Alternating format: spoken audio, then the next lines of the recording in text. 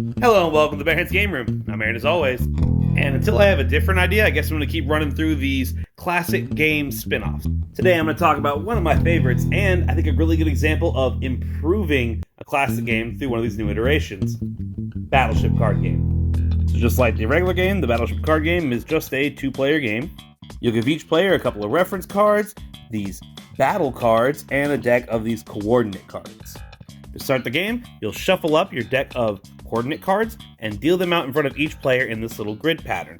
This basically simulates the laptop from the main game. These cards will have on them either misses or they'll have the ships. Then each player will shuffle up their battle cards, set them next to their play area, and end up drawing 5 cards from the top of the deck to start the game. Nope, that's 4. There. Now from here, the basics of the gameplay are simple. On your turn, you're going to play a card out, and at the end of your turn, you'll draw back however many cards you need to refill your hand back up to 5 cards. So let's go over the different types of cards. The first type are peg cards, white or red. When you play a white peg card, you will select any card face down on your opponent's side, and they will flip it over. Unfortunately, that was a miss. However, if you're lucky, you may find one of their boats. This is where the red peg cards come into play. They can be used in 2 ways. You can either use a red peg card to damage a face-up boat, placing it on there, showing that it has received 1 damage, or you can use it like a white and pick another face-down card to flip over. If it's a miss, then you just miss. But if you end up finding a boat like I just did, it hits and the damage sticks. Now, red peg cards come in 3 different values, and these basically show how much damage they deal, while this shows how much damage a ship can take before it is removed from the field. So once you have 4 pegs worth of damage on this ship, it sinks and is removed from the table. So your enemy has managed to find some of your ships, but have no fear, because that's where the shield card comes into play. You can play shield cards on some of your own ships to give them 2 extra damage they must receive before they can be hit again. Now, this is separate from their life, meaning that they must deal 2 damage to this shield before it can be removed, and then they can start playing cards on the new ship. Which means, if for some reason they end up playing a 4 damage on this 2, the extra damage does not go to your ship. All that damage goes to the shield, and now they have to play fresh cards down to the boat. And last, there are 2 types of special cards, each one with 2 options for some special abilities. This one lets you discard any number of white peg cards from your hand, or lets you play 2 extra cards after this card. Whereas this one gives the option to either heal a ship and then play 1 extra card, or draw 3 new cards, then play 1 extra card. When you heal a ship, what you do is you remove any 1 full red peg card from a ship.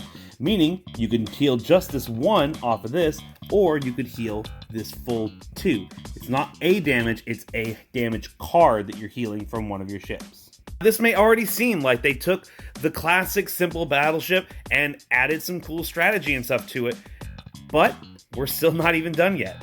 Because some of you may have noticed these icons that seem to be on the right side of every ship card. And what those are unique ship abilities.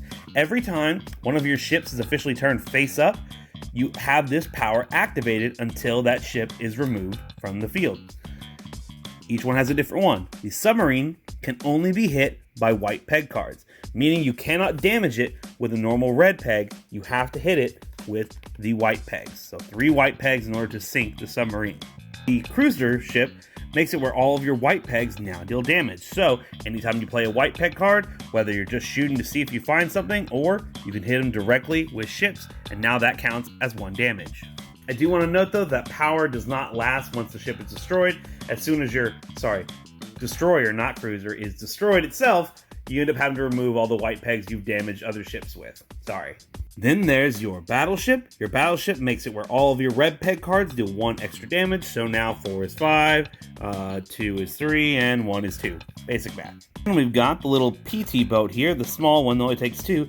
Its ability is to heal, which basically means once per turn, you can heal 1 damage card off of one of your ships. Same way as it works when you play the special card. And lastly, we have the big boy, the aircraft carrier. It takes 5 to sink, and with this one, it increases your hand size up to 7. I said earlier in the video that at the end of every turn, you redraw your hand back up to 5 cards, no matter how many cards you've played down. With this one, you will now redraw your hand back up to 7. Again, once it is destroyed, that no longer counts. All these abilities stop effect once they're destroyed. Obviously, you don't have to put back damage from a healed ship, but white ones will be removed, the extra damage no longer counts, and you will have to discard your hand back down to 5. And there you go, that's it. That's the whole game right there.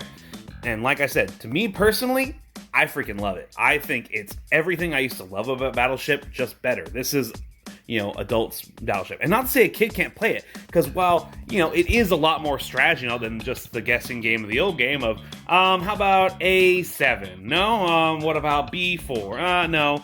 So it's still got that. You're still guessing to try and find them, but once you find them, then it becomes a strategy of how to properly play your cards. When are you going to save those special cards to play? When are you going to utilize your ship's special abilities and all that? This is easily my go-to now for Battleship. If I want to play it, I'm going to play this. I will never go back to the regular Battleship because I love how much extra it adds to it. But at the same time, I think it's still playable by kids. It's not that much to it. Now, for young little kids, not, but you can play it that way still.